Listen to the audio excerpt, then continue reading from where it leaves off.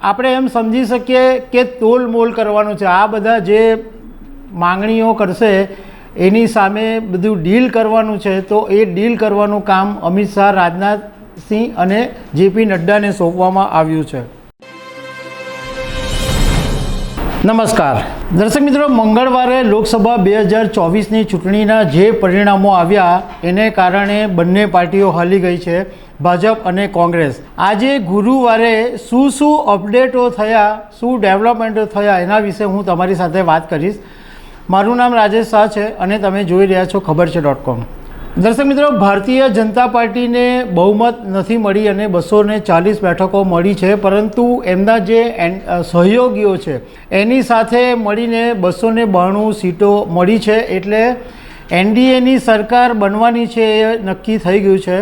તો આજે ગુરુવારે ભાજપના રાષ્ટ્રીય અધ્યક્ષ જેપી નડ્ડાના ઘરે એક મિટિંગ ચાલી રહી છે અને એની અંદર અમિત શાહ, રાજનાથ જેવા નેતાઓ પણ સામેલ છે અને આ બેઠકની અંદર શપથવિધિનો કાર્યક્રમ, નવી સરકાર, મંત્રીમંડળમાં કોણ સામેલ હશે, આ બધી બાબતોની અત્યારે ચર્ચા થઈ રહી છે।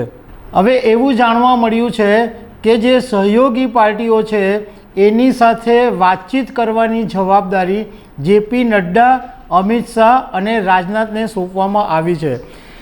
વાતચીત એટલે આપણે એમ સમજી શકીએ કે તોલમોલ કરવાનું છે। આ બધા જે માંગણીઓ કરશે એની સામે બધું ડીલ કરવાનું છે, તો એ ડીલ કરવાનું કામ અમિત શાહ, રાજનાથ સિંહ અને જેપી નડ્ડાને સોંપવામાં આવ્યું છે।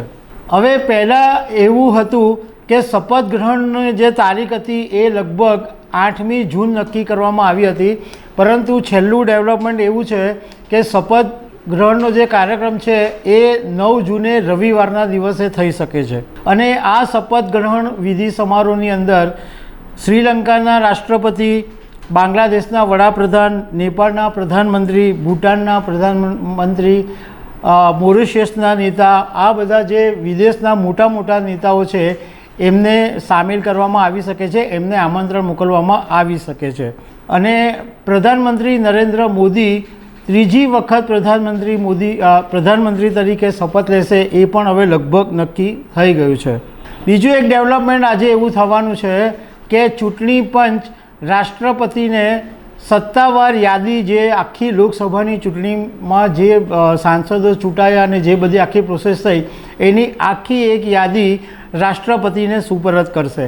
એમાં કઈ પાર્ટીના કેટલા સાંસદો, કઈ પાર્ટી સૌથી મોટી, કયું ગઠબંધન સૌથી મોટું, આ બધી જ બાબતોની માહિતી રાષ્ટ્રપતિને સોંપવામાં આવશે। બીજી તરફ એ જાણવા મળ્યું છે કે હવે આ જે સહયોગી પાર્ટીઓ છે એ મોટી ડિમાન્ડ કરી રહ્યા છે। હવે કેન્દ્રની અંદર જે મોટા મંત્રાલયો કહેવાય કે જેને જાયન્ટ મંત્રાલયો કહેવામાં આવે, એમાં એક તો ગૃહ મંત્રાલય આવે, રક્ષા મંત્રાલય, વિદેશ મંત્રાલય, નાણાં મંત્રાલય, માહિતી પ્રસારણ, શિક્ષણ, કૃષિ, રોડ ટ્રાન્સપોર્ટ, નાગરિક ઉડ્ડયન, આરોગ્ય, આ બધા એવા છે મંત્રાલયો છે કે જે મોટા મંત્રાલયો છે। હવે 2014 અને 2019માં તો ભાજપની પાસે બહુમતી હતી, એટલે ભાજપે આ બધા જ જે મોટા મંત્રાલયો છે એ પોતાની પાસે રાખેલા હતા, પરંતુ આ વખતે સ્થિતિ બદલાઈ ગઈ છે કારણ કે ભાજપની પાસે બહુમતી નથી।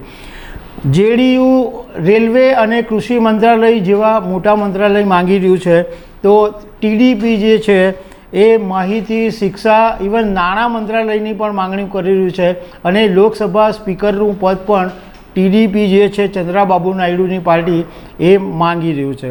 શિવસેના, શિંદે પણ મંત્રાલય માંગે છે, એટલે બધા જેટલા બી સહયોગી છે એમને કંઈક ને કંઈક તો આપવું જ પડશે। તો દર્શક મિત્રો, આવી અનેક વાતો સાથે અમે તમને મળતા રહીશું। Thank you very much.